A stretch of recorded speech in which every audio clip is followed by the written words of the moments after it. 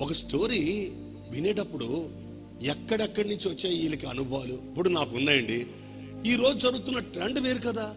ఈ రోజు జరుగుతున్న ట్రెండ్ అంతా ఏంటి? డాన్స్ కట్టామా, ఆటలాడామా, లైట్లు వేసామా, పొగలు పెట్టామా, ప్రజలు ఆకట్టుకున్నామా అనే భక్తి జరుగుతుంటే ఈయనటువంటి ప్రార్థన అంటాడు భక్త్ సింగ్ గారు అనుభవాలు, ఈయనటువంటి ఆరాధన అంటాడు యేసన్న గారు అనుభవాలు, ఈయనటువంటి వాక్యం అంటాడు దినకరణ గారు అనుభవాలు, ఈయనటువంటి కట్టుకథలు మానేసి ఉపదేశం అంటాడు ఇది దేవుని ఉన్నతమైన ఐపీసీ సంఘంలో ఉన్న ఉపదేశ క్రమాలు. హల్లెలూయా. పూర్వీకులను మర్చిపోకూడదు. వాళ్ళు మనకు పెట్టిన భిక్ష ఈ భక్తే. వాళ్ళని కాదని మనం చేసే భక్తిలో కొత్త బండి కొత్త గిత్తల్లో మరణము తప్ప విజయం లేదు. కొత్త అలవాట్లు మీకు పెట్టుకోకండి. మోకాళ్ళ ప్రార్థన మర్చిపోకండి.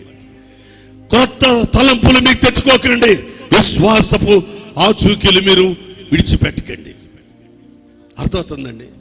ఖర్చీపులు నూనెకాయలు భక్తి విడిచిపెట్టండి. నీ జీవితంలో కన్నీటి ప్రార్థన మర్చిపోకండి. కన్నీటి ప్రార్థన ఖర్చీపుల కంటే గొప్పది. హల్లెలూయా. స్థూర కార్యాలు చేయగలిగిన వాడు మా దేవుడు. హల్లెలూయా, హల్లెలూయా.